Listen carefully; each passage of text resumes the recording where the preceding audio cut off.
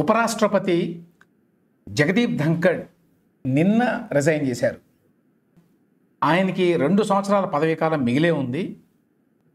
ఉండగానే ఆయన రాజీనామా సమర్పించారు. ఈ రాజీనామా కూడా ఎప్పుడు ఇచ్చారు ఆయన అంటే రాత్రి 9 గంటల సమయంలో 9:25 ఆయన ట్వీట్ చేశాడు. ఆ ట్వీట్లో రాష్ట్రపతికి ఆయన రాసిన రాజీనామా లేఖని అందులో ప్రచురించాడు.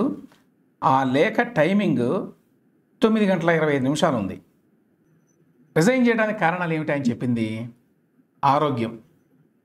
ఆయన వెరీ ఫస్ట్ సెంటెన్స్ ఈ లేఖలో ఏమనుందంటే, to prioritize health care and abide by medical advice I hereby resign as the vice president of India effective immediately. అంటే ఆరోగ్య కారణాల చేత నేను ఈ రాజీనామా చేస్తున్నాను అని చెప్పాడు. విశేషం ఏంటంటే ఇందులో ఇది చాలా సడన్గా జరిగింది ఈ రిజిగ్నేషన్ అని చెప్పి అనిపిస్తోంది. మామూలుగా నిజంగానే ఆరోగ్య కారణాల చేత అయితే ఇంత హఠాత్తుగా అనుకోని విధంగా ఎందుకు రాజీనామా చేస్తారు అప్పటికప్పుడు అనేది. సో జగదీప్ ధంకడ్ గారు ఎందుకు రాజీనామా చేశాడు? రాజీనామా వెనక రాజకీయ కారణాలు కూడా ఏమైనా ఉన్నాయా? ఈ అంశాల గురించి మాట్లాడడానికి నాతో పాటు సీజన్ జర్నలిస్ట్ సురేష్ ధరూర్ కూడా ఉన్నాడు. ఆయన పీటీఐలో 25 సంవత్సరాలకు పైగా పనిచేశాడు. అట్లాగే ద ట్రిబ్యూన్ ఇతర పత్రికల్లో కూడా పనిచేశాడు. ప్రస్తుతం చాలా పత్రికలకి వెబ్సైట్లకి ఏపీ తెలంగాణ వార్తల మీద కథనాలు రాస్తూ ఉంటాడు ఆయన. సురేష్, ఇందులో నేను చూసిన దాని ప్రకారం నిన్న లేట్ ఈవినింగ్ వరకు ఆయన ఎటువంటి ఇండికేషన్ ఇవ్వాల. ఎందుకంటే నిన్న first day of the monsoon session పార్లమెంట్కి పొద్దునుంచి సాయంత్రం వరకు బాగానే ఉన్నాడు ఆయన. ఎవరికైనా వచ్చే అనుమానం ఏంటంటే రిజైన్ చేయదలుచుకుంటే మాన్సూన్ సెషన్ ప్రారంభం కావడానికి ముందే చేయాలి కదా. ప్రారంభం అయిన తర్వాత ఒక రోజంతా కార్యక్రమాలు చేసి ఎప్పుడో లేట్ ఈవినింగ్ ఇట్లా రిజైన్ చేశాడంటే దీని వెనక ఏదో మతలబు ఉంది అని అనుకోవచ్చా? ఇది క్లియర్ ఎంబరాస్మెంట్ అండి for the government because of the timing. చాలా ఇంట్రిగింగ్ క్వశ్చన్స్ ఉన్నాయి ఈ టైమింగ్. ఆయన ఫస్ట్ డే ఆఫ్ ది, మీరు అన్నట్టు first day of the monsoon session, ఆ రోజు అన్ని ప్రొసీడింగ్స్ అయిన తర్వాత ఆయన సడన్గా 9:45కి ట్వీట్ చేశారు రిజిగ్నేషన్ లెటర్, ప్రెసిడెంట్కి పెట్టిన కాపీ. దీంట్లో ఏంటంటే ఈరోజు అంటే ట్యూస్డే 1 PM కి he himself had scheduled business advisory committee meeting అండి. Because first day of the session తర్వాత next day business advisory committee meeting ఉంటుంది, where the agenda will be decided about this. అంటే అర్థం ఏంటి? ఆయన అప్పటికి రిజైన్ చేయాలని చెప్పి అనుకోవాలా? అంటే he pulled off a surprise. Yeah, looks like he pulled off a surprise on the government.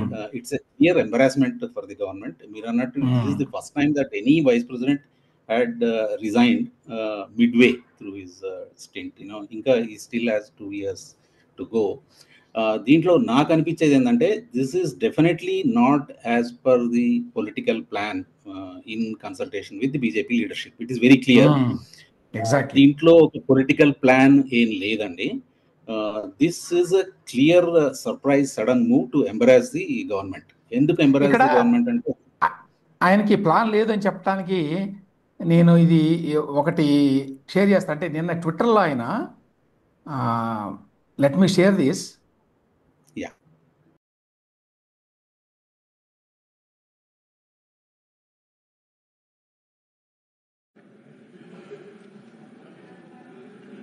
Honorable members, the day belongs to the leader of the opposition.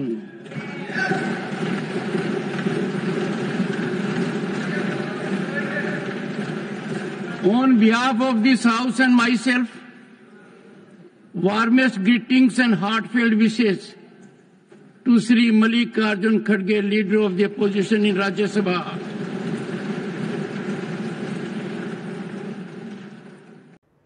So, అది అంటే దాన్ని బట్టి క్లియర్గా అర్థమైంది ఏంటంటే ఆయన ప్లాన్లో ఇది మరి అప్పటికి లేదు, లేదా ఉద్దేశపూర్వకంగానే దాచిపెట్టాడు అని చెప్పి అనుకోవాలి.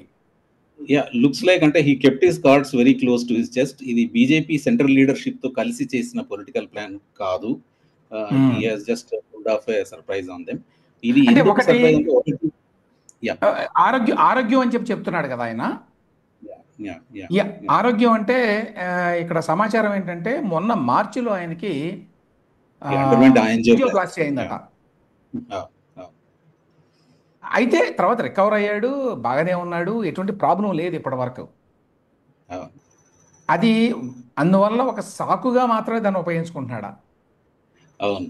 అయితే యాంజియోప్లాస్టీ తర్వాత he once fainted during a public function. అది కూడా దాని తర్వాత హాస్పిటలైజ్ అయ్యారు. బట్ అవన్నీ కూడా of course he had health scares, but that doesn't appear to be a sound reason. అది ఓన్లీ జస్ట్ అఫీషియల్ రీజన్ చెప్తున్నారు. కానీ ఈయన ఏంటంటే I think if you look at his career as vice president and also as political leader, he has been more of an activist vice president అండి. అంటే ఇది వరకు ఉన్న వైస్ ప్రెసిడెంట్స్కి ఈయనకి తేడా ఏంటంటే కొంచెం యాక్టివిస్ట్ టోన్లో మాట్లాడటం. Particularly he has been taking on the judiciary and he has been using very aggressive language. Recently, I mean, looks like that has not gone down well with the BJP leadership. Particularly recent ga Supreme Court verdict out వచ్చింది, sitting timelines for president and governors to clear the bills passed by the state assemblies. Tamil Nadu state కి సంబంధించి ఆ విషయంలో he has taken on the Supreme Court, used very strong words, and periodically ఆయన collegium system మీద కూడా మాట్లాడుతున్నాడు, చాలా aggressive గా మాట్లాడుతున్నాడు. He himself was a lawyer, before taking to politics. So I think ఇవన్నీ కూడా maybe I think looks like I mean we don't have confirmation, but looks like he has been nursing some kind of a strained relationship with BJP leadership, because his actions, of course మీరు ఇందాక clipping చూపించారు, he sounded very normal, but ఆ రోజు రెండు జరిగాయండి. ఒకటి, one thing that has not gone down well with the BJP leadership is the way he admitted one opposition sponsored motion on Verma, Justice Verma, on impeaching Justice Verma. Justice Verma ఆయన ఇంట్లో cash, justice Yashwant Varma, Delhi high court judge అనేటువంటి ఆరోపణ. Actually Allahabad high court judge ఆయన ఢిల్లీ ఇంట్లో దొరికింది. శేఖర్ యాదవ్ అది Allahabad high court judge case. Shekhar Yadav ఆయన కొన్ని కామెంట్స్ ఏవో చేశాడు విహెచ్పి మీటింగ్ లో, అవి హేట్ స్పీచ్ కిందకు వస్తాయని చెప్పి అపోజిషన్ పార్టీ వాళ్ళు అభ్యంతరం లేవనెత్తి ఆయన్ని ఇంపీచ్ చేయాలని చెప్పి వాళ్ళు ఒక రిజర్వేషన్ పెట్టారు.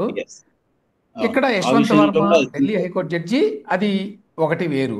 అయితే ఈ రెండిట్లో అంటే నాకు ఉన్న అవగాహన మేరకి బీజేపీకి యశ్వంత్ వర్మని ఇంపీచ్ చేయడానికి అభ్యంతరం లేదు, కానీ అలహాబాద్ హైకోర్టు జడ్జి శేఖర్ యాదవ్ ఆయన విహెచ్పి సమావేశంలో మాట్లాడాడు. అంటే ఆబ్వియస్లీ ఆయనకి విహెచ్పితో బీజేపీతో కనెక్షన్స్ ఏవో ఉన్నాయి, ఆర్ఎస్ఎస్తో. ఆయన్ని ఇంపీచ్ చేయడం ఇష్టం లేదు, అందువల్ల దాన్ని స్టాల్ చేశాడు చాలా కాలం పాటు. వైస్ ప్రెసిడెంట్గా జగదీప్ ధంకడ్ గారు చాలా కాలం పాటు చేశాడు, కానీ అది ఇవాళ రావాల్సి ఉందట ఈ రెండు రాజ్యసభలో. అయితే ట్రెజరీ బెంచెస్ తో కన్సల్ట్ చేయకుండా అపోజిషన్ స్పాన్సర్డ్ మోషన్ ని మెన్షన్ చేశారు నిన్న first day of the session. ఎందుకంటే ప్యారలల్ గా గవర్నమెంట్ కూడా they are trying to build consensus on that issue లోక్సభలో. So without consulting treasury benches ఆయన చేశారనేది ఒకటి. రెండవది ఏంటంటే నిన్న first day of the meeting లో మల్లికార్జున్ ఖర్గేకి he gave free run for him అనేది బీజేపీ కొంతమంది లీడర్స్ అంటున్నారు. అంటే he allowed him to talk at length and where he criticise government for intelligence failure, Pahalgam terror attack మీద, తర్వాత డొనాల్డ్ ట్రంప్ చేసిన claims మీద, వాటి మీద కూడా గవర్నమెంట్ సరిగ్గా కౌంటర్ చేయలేదు అని. ఇట్లా ఐ మీన్ అది అంతసేపు ఎందుకు అలో చేశాడు మల్లికార్జున్ ఖర్గేది? Because during the course of the debate చేసి ఉండాల్సింది, ఓపెనింగ్ రిమార్క్స్ అంత ఎందుకు చేశాడు అనేది కొంతమంది. అంటే whether he had that plan in mind before resigning. So ఇవన్నీ ఉన్నాయి. తర్వాత if you can recall, last year farmers protest జరుగుతున్నప్పుడు కూడా Vice President made some critical remarks against the government. Farmers are suffering. What are we doing? What are you doing? Adi ani agriculture minister ni vallan kuda, because he comes from agriculture community. He represents at this point కొంత జగదీప్ ధంకడ్ నేపథ్యం కూడా చెప్పాలి. ఆయన రాజస్థాన్కి చెందినవాడు, జాట్ కుటుంబానికి చెందినవాడు. అందువల్ల ఆయనకి వ్యవసాయ కుటుంబంలో పుట్టాడు కాబట్టి దాని మీద ఎక్కువ ఆసక్తి ఉంది. ఆయన బాగా చదువుకున్నాడు, సైనిక్ స్కూల్లో చదువుకున్నాడు అక్కడ. తర్వాత ఎల్ఎల్బి చేశాడు యూనివర్సిటీ ఆఫ్ రాజస్థాన్ నుంచి. తర్వాత 79 నుంచి లా ప్రాక్టీస్ చేయడం మొదలుపెట్టాడట బార్ కౌన్సిల్ ఆఫ్ రాజస్థాన్లో. 1990లోనే మరి సీనియర్ అడ్వకేట్గా డిజిగ్నేషన్ వచ్చింది ఆయనకి. రాజస్థాన్లో ప్రముఖ లాయర్లో ఒకటిగా గుర్తింపు పొందాడట ఆయన. అది ఒకటి. రెండో ఆసక్తికరమైన అంశం నాకేమనిపించిందంటే, అందరూ ఏమనుకుంటారంటే జగదీప్ ధంకడ్ ఈ మధ్యకాలంలో మాట్లాడుతున్న మాటలను బట్టి ఈయన బీజేపీ వాయిస్గా ఉన్నాడు, అంటే బీజేపీ యొక్క ఆలోచనలు ఏవైతే ఉన్నాయో జుడిషియరీ మీద దానినే ఈయన కొంచెం గట్టిగా మాట్లాడుతున్నాడు బయట అని చెప్పి అనుకున్నాం ఇంతకాలం పాటు. దానికి కారణం ఏంటంటే ఈయన బీజేపీలో చాలా బలమైన లీడర్గా ఉన్నాడు అని. కానీ ఆయన నేపథ్యం చూస్తే ఆయన యాక్చువల్గా మొదటి నుంచి బీజేపీలో ఉన్న వ్యక్తి కాదు, ఆర్ఎస్ఎస్ విహెచ్పి లాంటి సంస్థలతో సంబంధాలు ఉన్న వ్యక్తి కాదు. ఆయన పొలిటికల్ జర్నీ జనతాదళ్తో ప్రారంభమైంది. 89, 91లో ఆయన ఎంపీగా ఉన్నాడు. అంటే జనతాదళ్ గవర్నమెంట్ ఫామ్ చేసినప్పుడు నేషనల్ ఫ్రంట్. 1990లో ఆయన minister of state for parliamentary అఫైర్స్గా ఉన్నట్ట చంద్రశేఖర్ గవర్నమెంట్లో. తర్వాత పోటీ చేశాడు కానీ గెలవలేదు 91 జనరల్ ఎలక్షన్స్లో. ఆ తర్వాత అసెంబ్లీ ఎలక్షన్స్లో పోటీ చేశాట, గెలిచాడు రాజస్థాన్ లెజిస్లేటివ్ అసెంబ్లీకి. ఇవన్నీ అయిపోయిన తర్వాత అంటే కాంగ్రెస్ పార్టీ నుంచి గెలిచాడు, అది విచిత్రం. ఆ తర్వాత ఫస్ట్ జనతాదళ్, తర్వాత కాంగ్రెస్ పార్టీ, ఆ తర్వాత బీజేపీలో చేరాడు. అయితే బీజేపీలో ఎప్పుడు చేరాడు అనే దాని మీద కొంచెం నాకు కన్ఫ్యూజన్ ఉంది. 2003లో అని ఒక చోట, 2008లో అని ఒక చోట ఉంది. వెదర్ ఇట్ ఈస్ 2003 ఆర్ 2008, ఇది ఈ మధ్య కాలంలోనే అని అనుకోవాలి. లాంగ్ స్టాండింగ్ రిలేషన్షిప్ లేదు ఆయనకి బీజేపీ తోటి. ఈవెన్ దో మనం ఆయన మాట్లాడుతున్న మాటలను బట్టి, ఆయనకి ఈ మధ్యకాలంలో వస్తున్న ఇంపార్టెన్స్ని బట్టి ఆయన వైస్ ప్రెసిడెంట్ చేయటం, అంతకుముందు గవర్నర్ చేయటం. అసలు ఫస్ట్ ఆయన జాబ్ గవర్నర్ కదా ఆయనకి ఇచ్చింది 2019 నుంచి 22 వరకు. అప్పుడు కూడా చాలా కాంట్రవర్షియల్గా ఉండేవాడు ఈయన. మమతా బెనర్జీ ప్రభుత్వంతో చాలా గొడవలు ఉండేవి. బహుశా అక్కడ బాగా చేశాడు అనే ఉద్దేశంతో బీజేపీ ఎలివేట్ చేసింది ఆయన్ని. అటువంటి వ్యక్తికి ఇవాళ బీజేపీది ఎందుకు పడడం లేదు అని అనుకోవాలి. I think is going to aggressive for BJP. అంటే కొంచెం యాక్టివిస్ట్ వాయిస్ లో మాట్లాడుతున్నాడు, పర్టికులర్లీ జ్యుడిషియరీ మీద. కొంచెం ఇండిపెండెంట్, మోర్ అగ్రెసివ్ స్టాన్స్ తీసుకుంటారు. తర్వాత ఫార్మర్స్ ప్రొటెస్ట్ విషయంలో కూడా ఈ డిఫరెంట్. కరెక్టే. అంటే ఫార్మర్స్ ఇష్యూనేమో కొంతకాలం అయింది, అది లేటెస్ట్ కాదు. ఆ తర్వాత జ్యుడిషియరీకి సంబంధించిన కామెంట్లు కూడా అది ఇమీడియట్గా ఇప్పుడు నిన్న మొన్న జరిగింది ఏమీ లేదు, అంతకుముందు జరిగింది. అంతకుముందు చాలా గట్టిగా చాలాసార్లు మాట్లాడాడు. పార్లమెంట్ సుప్రీమా, సుప్రీంకోర్టు సుప్రీమా అనే విషయంలో అతను చాలా అగ్రెసివ్గా మాట్లాడి, సుప్రీంకోర్టు కాదు పార్లమెంటే సుప్రీం, పార్లమెంట్కే సర్వాధికారాలు ఉన్నాయి, పార్లమెంట్ అధికారాల్లోకి సుప్రీంకోర్టు చొరబడుతోంది అని చాలా గట్టిగా ఓపెన్గా విమర్శించాడు. ఓకే, అది అందరికీ తెలిసిందే. అది ఆయన మాట్లాడినప్పుడు జనరల్ అభిప్రాయం ఏంటంటే బీజేపీ అభిప్రాయాలను ఆయన రిఫ్లెక్ట్ చేస్తున్నాడని. That was the general understanding. కొంచెం ఎక్కువ యాంప్లిఫై చేస్తున్నాడు అని. కానీ ఇప్పుడు మరి బీజేపీకి ఇష్టం లేదా, అది ఈయన మరీ ఎక్సెసివ్గా వెళ్తున్నాడనే అభిప్రాయం ఉందా అనేది ఒకటి. రెండవది, ఇప్పటికిప్పుడు ఎందుకు జరిగింది అది? పోనీ అది ఉంటే మాన్సూన్ సెషన్ ప్రారంభానికి ముందే ఇవన్నీ మాట్లాడుకొని ఆయన చేత రిజైన్ చేయించాలి. అట్లా కాకుండా మాన్సూన్ సెషన్ ప్రారంభమై ఆ రోజంతా జరిగిన తర్వాత లేట్ ఈవినింగ్ జరిగింది అంటే తెలిసిపోతుంది. ఇప్పుడు అందుకనే ప్రతిపక్షాల వాళ్ళంతా ఏమన్నారు, ఒకసారి నేను చెప్తాను ఎవరెవరు ఏమన్నారో. జయరాం రమేష్ అన్ఎక్స్పెక్టెడ్ అని చెప్పి అన్నాడు. చిదంబరం ఆయన ఒకవేళ ఆరోగ్యం బాగాలేకపోతే జాగ్రత్తలు తీసుకోవాలని చెప్పి అంటూనే reasons for resignation are unclear అన్నాడు. అవును, కరెక్ట్. శివసేన, యూబిటి అట్లాగని ఆర్జేడీ వాళ్ళు కూడా క్వశ్చన్ చేశారు. ఈ హెల్త్ అని చెప్తున్నాడు కదా ఆయన, ఆరోగ్యం అని, అది నమ్మదగిందిగా లేదు అని వాళ్ళందరూ చెప్పేది. అవును. ఆ, ఒక కాంగ్రెస్ ఎంపీ అయితే నేను 7:30కి మాట్లాడాను అవును. బీపీ గారితో. అప్పుడు ఆయన అవును. అసలు అటువంటి ఇండికేషన్ ఎక్కడ ఇవ్వలేదు, కాసేపట్లో రిజైన్ చేయబోతున్నాను అని అవును. అని ఐ అన్నాడు. థింక్ జయరాం ఆ, Ramesh tweeted about that. Correct. ఆ. తర్వాత ఇంకొకటి ఇక్కడ ఒకటి మనం గమనించాల్సిన విషయం ఏంటంటే, ఇంతవరకు president of India Droupadi Murmu ఈయన రాజీనామాని ఆమోదించినట్టుగా ఎటువంటి ప్రకటన రాలా ఇప్పుడు దాకా అయితే. కరెక్ట్. కరెక్ట్. అంటే కరెక్ట్. మేబీ లేట్ నైట్ కాబట్టి వెంటనే రాకపోవచ్చు. అవును. దాంతో పాటు గవర్నమెంట్ నుంచి కూడా there is no official statement so far on vice yes, president resignation. అవును. ఓన్లీ అపోజిషన్ వాళ్ళు చాలా ప్రాంప్ట్ గా రియాక్ట్ అయ్యారు. హెల్త్ చూసుకోవాలి ఉమ్, కరెక్టే గానీ, but there seems to be more to this than meets the eye అనే ఉమ్, దీంట్లో అపోజిషన్ వాళ్ళు అంటున్నారు. వాళ్ళు అన్నట్టు కరెక్టే. అంటే this is very intriguing. The um. Timing is very intriguing and but one thing is outcome అయితే ఎంబరాసింగ్. నిన్న ఏదైతే ఆ, రాజ్యసభలో వచ్చిందో ఇష్యూ, ఈ ఇద్దరు న్యాయమూర్తుల ఇంపీచ్మెంట్కి సంబంధించి, Delhi high court judge Yashwant Varma and Allahabad court judge, ఆయన పేరు యాదవ్ శేఖర్ యాదవ్. యాదవ్ ఇదేమన్నా ఇబ్బంది కలిగించిందా? ఇక్కడ ఇబ్బంది ఏమిటంటే, యశ్వంత్ వర్మ ఇంపీచ్మెంట్కి బీజేపీ ప్రభుత్వం అనుకూలంగానే ఉన్నట్టుగా ఇప్పటిదాకా జరిగిన పరిణామాలను బట్టి అర్థం చేసుకోవచ్చు. ఎందుకంటే ఆయన యశ్వంత్ వర్మ మీద ఈయన ఆ, జగదీప్ ధంకడ్ గారు కూడా గతంలో ఓపెన్గా క్రిటిసైజ్ చేశాడు. ఇన్ని నోట్ల కట్ట దొరికితే ఎఫ్ఐఆర్ ఎందుకు పెట్టలేదు, వేరే చోట ఇట్లా జరుగుతుందా, జుడిషియరీ వాళ్ళు ఇష్టం వచ్చినట్టు వాళ్ళు చేసుకోవచ్చా అని కొన్ని క్వశ్చన్స్ రైజ్ చేశాడు. వేరాజ్ ఇక్కడ అలహాబాద్ హైకోర్టు జడ్జి గారికి వచ్చేసరికి ఆయన బీజేపీకి సన్నిహితుడు కాబట్టి ఆయన ఇంపీచ్మెంట్ ఏదైతే ఈ ప్రక్రియ ఉంటుందో దాన్ని మొదలు పెట్టడం ఇష్టం లేదు. అందుకనే చాలా కాలం పాటు వీళ్ళంతా సంతకాలు పెట్టి ఇచ్చినా కూడా నేను సంతకాలను వెరిఫై చేస్తున్నానని చెప్పి అవును. మరి అవును. వైస్ ప్రెసిడెంట్గా ఆయనకు అధికారం ఉంది కాబట్టి రాజ్యసభకి చాలా కాలం పాటు అదే. డ్రాగన్ అవును. చేశాడు. అవును. ఒక ఎంపీ 2 సార్లు సంతకం చేశారు. అందుకనే నేను వెరిఫై చేస్తున్నాను. I will get back to exactly. You అని అన్నారు. That is his latest statement. Yeah! Correct. అయితే కరెక్ట్. ఇప్పుడు ఒక వెర్షన్ ఏంటంటే ఆయన దీనివల్ల ఇబ్బంది పడుతున్నాడు. యశ్వంత్ వర్మని ఇంపీచ్ చేసినప్పుడు ఆ, అంటే ఇంపీచ్మెంట్ చేయటం కాదు, ఇంపీచ్మెంట్ ప్రొసీడింగ్స్ ఏవైతే స్టార్ట్ అవుతున్నాయో రాజ్యసభలో ఇనిషియేట్స్. ఆ ఆ ఇనిషియేటివ్ని అలౌ చేసినప్పుడు ఇక్కడ అలహాబాద్ హైకోర్టు జడ్జి గారి ఇంపీచ్మెంట్ ప్రొసీడింగ్స్ సంబంధించిన ఇనిషియేటివ్ ని కూడా అలౌ చేయాలి కదా. ఆ మూవ్ని అవును.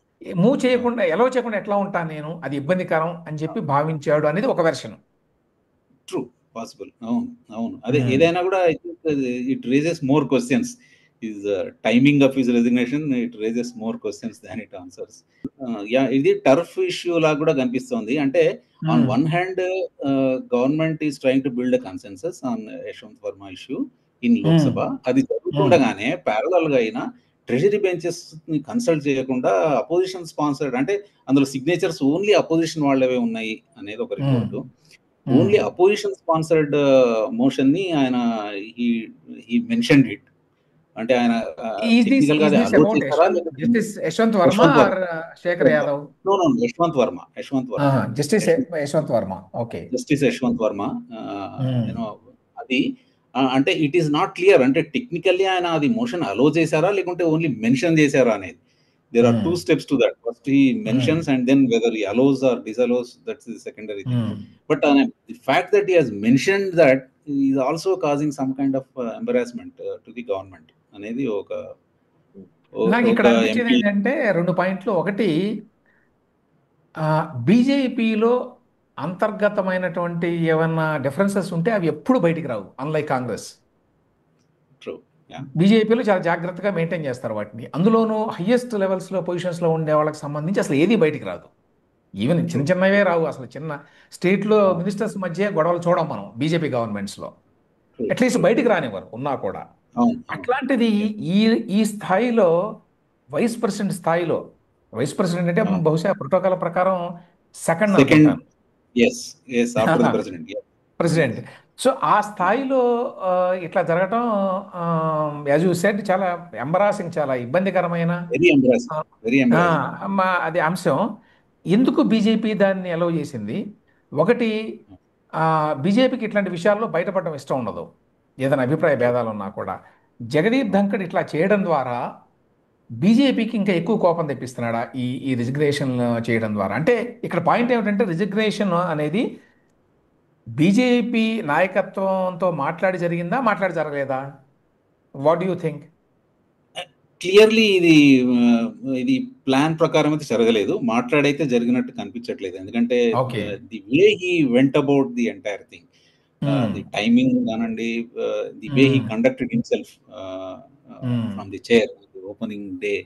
సో అవన్నీ చూస్తుంటే definitely he has kept his cards very close to his chest. He has not disclosed it to anyone, leave అంటే అలోన్ అర్థం టేకింగ్ ఏంటి? బీజేపీని ఇంకా ఇరుకుని పెట్టినట్టే కదా. 100% ఇరుకున పెట్టినట్టే. It is very embarrassing. Looks like it's a big setback for BJP. అందులో ఈ సెషన్లో కాంగ్రెస్ పార్టీ చాలా అగ్రెసివ్ గా ఉండాలని అనుకుంటోంది. అవును, we can certainly say that the timing of his resignation, the suddenness of his move, definitely it's an embarrassment. అయితే ఇప్పుడు దీంట్లో ఇంకొక ఇదేంటంటే, ఇప్పుడు డిప్యూటీ చైర్మన్ హరివంశ్, ఈయన జనతాదళ్ యునైటెడ్ పార్టీ నుంచి, ఈయనను vice president. Bihar is going to elections కదా, so that is one angle. Maybe ఆయన్ని వైస్ ప్రెసిడెంట్ గా చేస్తారు. అండ్ ఆయన ఎట్లాగో ఇప్పుడు డిప్యూటీ చైర్మన్ కాబట్టి ఆయన్ని, బట్ ఆయన బీజేపీ నుంచి కాదు కదా, జనతాదళ్ యునైటెడ్ అంటే నితీష్ కుమార్ పార్టీ. అంటే నితీష్ కుమార్ పార్టీ అభ్యర్థికి వైస్ ప్రెసిడెంట్ ఇచ్చేటువంటి అవకాశం ఉందా? ఉంది. అందులో బీహార్ ఎలక్షన్ కి వెళ్తున్నారు కాబట్టి that is one side story లాగా. That speculation also there.